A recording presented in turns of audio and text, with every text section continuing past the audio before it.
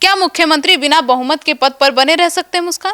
तो मुस्कान, ऐसे में ममता बनर्जी जो नैतिक जीत के दावे कर रही है उसका क्या अर्थ है? तो ऐसे में अगर ममता बनर्जी इस्तीफा नहीं देती है मुस्कान, तो राज्यपाल के पास क्या शक्तियां हैं? तो मुस्कान, ऐसे में बंगाल में क्या राष्ट्रपति शासन लागू होने का कोई उम्मीद है? नमस्कार, आप देख रहे हैं सिटी पोस्ट लाइव। मैं हूं सृष्टि राज। न जाऊंगी लोक भवन, ना ही दूंगी इस्तीफा। ये मैं नहीं, ये ममता दीदी के शब्द हैं। क्या संविधान से बड़ा कोई व्यक्ति हो सकता है? क्या हार के बाद भी कुर्सी से चिपके रहना मुमकिन है? आज पश्चिम बंगाल की मुख्यमंत्री ममता बनर्जी ने वो कर दिखाया है जिसकी कल्पना किसी ने नहीं की थी। चुनाव परिणाम विपक्ष के पक्ष में आ गया है और आंकड़े गवाही दे रहे हैं कि टीएमसी बहुमत से काफी दूर है।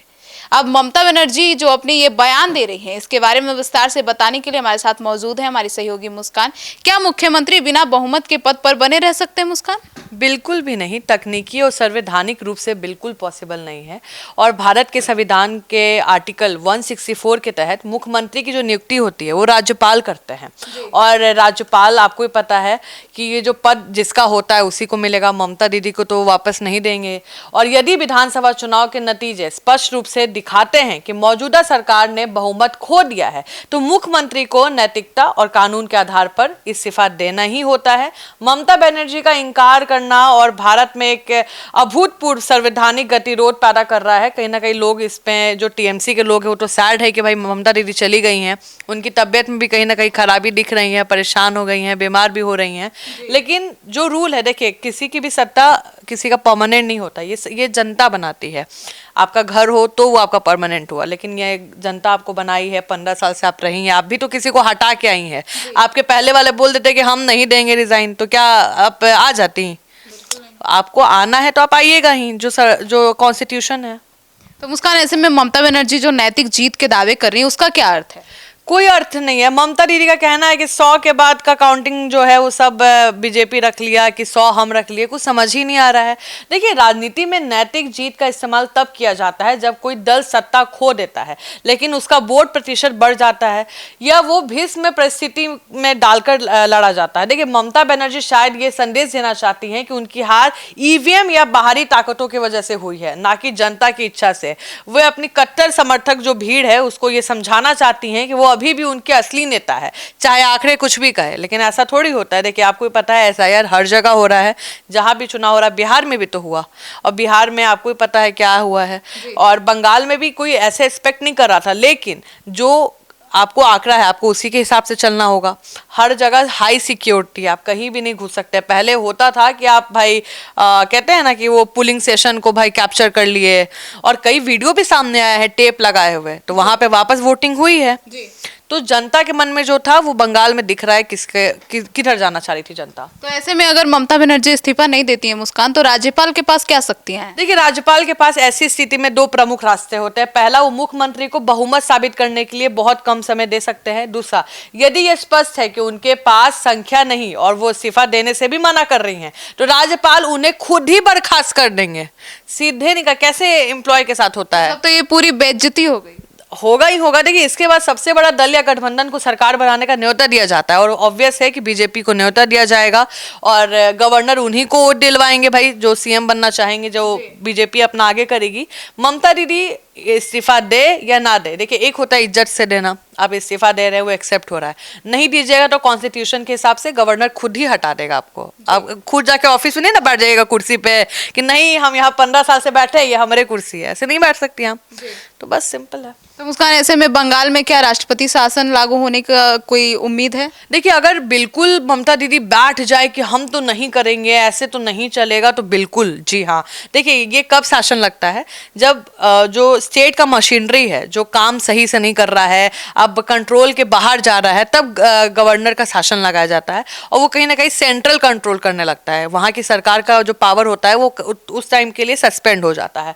तो आप समझ जाइए कि यदि मुख्यमंत्री इस्तीफा देने से मना कर दे, या कोई भी दल सरकार बनाने की स्थिति में ना हो, या राज्य में कानून व्यवस्था की स्थिति बिगड़ता है, और अगर जैसे अभी भी आपको पता चल रहा होगा ममता बनर्जी के समर्थक द्वारा कई जगह विरोध प्रदर्शन हो रहा है, तो राज्यपाल केंद्र को अनुच्छेद 350 56 के तहत रिपोर्ट भेज सकते हैं। इसके बाद बंगाल में राष्ट्रपति शासन लागू किया जा सकता है। और अगर राष्ट्रपति शासन ऐसे नहीं लगता आसानी से, और ये कोई हलवा नहीं है कि इमरजेंसी लगा दिए, राष्ट्रपति शासन लगा दिए, इतना आसान नहीं होता है। और राष्ट्रपति शासन लगता है तो सोचिए कि जो स्टेट का जो अभी चल रहा है वो बिल्कुल खत्म हो जाएगा उनका पावर, फिर सेंटर कंट्रोल करेगी। जी, तो ऐसे में ममता बनर्जी लोक भवन जाने से क्यों कतरा रही हैं? देखिए, राजभवन जाना कहीं ना कहीं प्रत्यात्मक रूप से हार स्वीकार करना है, और ममता बनर्जी वहां ना जाना एक बगावती रुख है। और वो दिखाना चाहती हैं कि वो राजभवन के आदेशों को नहीं मानती, या केंद्र सरकार और राज्यपाल की संस्था के प्रति उनके पुराने होता है ना कि विश्वास नहीं है, और हम नहीं हार मानते हैं, हम नहीं मानेंगे, हम नहीं इस्तीफा देंगे।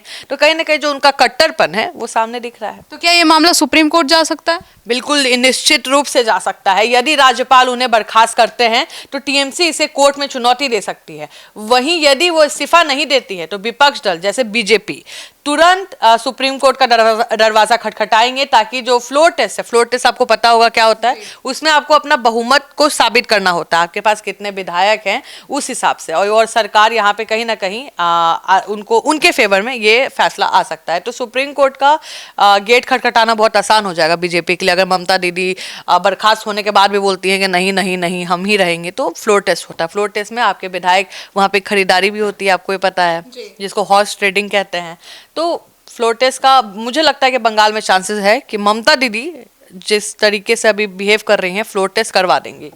तो मुस्कान, ऐसे में ये जो तमाम चीजें होगी इसके बाद राजनीतिक छवि पर क्या असर पड़ेगा ममता बनर्जी? देखिए, ये एक दो धारी तलवार जैसी है। उनके समर्थकों के लिए वो एक लड़ाकू नेता बनी रहेंगी जो अंतिम सांस तक लड़ती है, लेकिन राष्ट्रीय राजनीति में उन्हें एक कहीं ना कहीं अलोकतांत्रिक नेता के रूप में देखा जा सकता है, जो संस्थाओं का सम्मान नहीं करती हैं, या उनकी छवि को संविधान विरोधी माना जा सकता है। यह केवल एक मुख्यमंत्री की कुर्सी का सवाल नहीं है, ये सवाल है जवाब का। समझिए कि लोकतंत्र आंकड़ों से चलता है। आप चुनाव कर रही हैं कॉन्स्टिट्यूशन को देख के, तो जब आप हारी हैं तो आप हटिएगा ना। आप जब जीत रही थी तो बीजेपी बोल रही थी कि नहीं नहीं सेंटर में हम ही है, ममता दीदी इधर भी हम ही बैठेंगे, हटिए। ऐसा तो नहीं कर सकती थी बीजेपी, तो अभी बहुत स्ट्रांग है। तो अगर हम बोलेंगे नहीं भाई हमारा तो सेंटर में था ना, बंगाल भी दीजिए, तो ममता दीदी दे देती नहीं, संविधान दिखाती ना लेके मीडिया के सामने, जनता के सामने। तो अब जब समय आया है तो उनको जाना ही है। तो आज की जो रात है कहीं ना कहीं बंगाल के लिए, भारतीय लोकतंत्र के लिए बहुत लंबी होने वाली है। तो सुना आपने, तो इस्तीफा गवाह है कि सत्ता आती जाती रहती है, लेकिन जो स्थाएं हैं और परंपराएं हैं वे बनी रहती है। ममता बनर्जी का यह कदम बंगाल को एक ऐसे मोड़ पर ले आया है जहां से वापसी की रास्ता केवल विवादों से होकर गुजरता है। क्या दिल्ली चुप बैठेगी? क्या बंगाल की सड़कें पर एक बार फिर से संग्राम की गवाह बनेगी? इन तमाम सवालों के जवाब अब तो आने वाले दिनों में ही पता चलेगा। पर फिलहाल ममता बनर्जी के इस कड़े और तीखे रुख को लेकर आपकी क्या राय है, जरूर बताइएगा। धन्यवाद।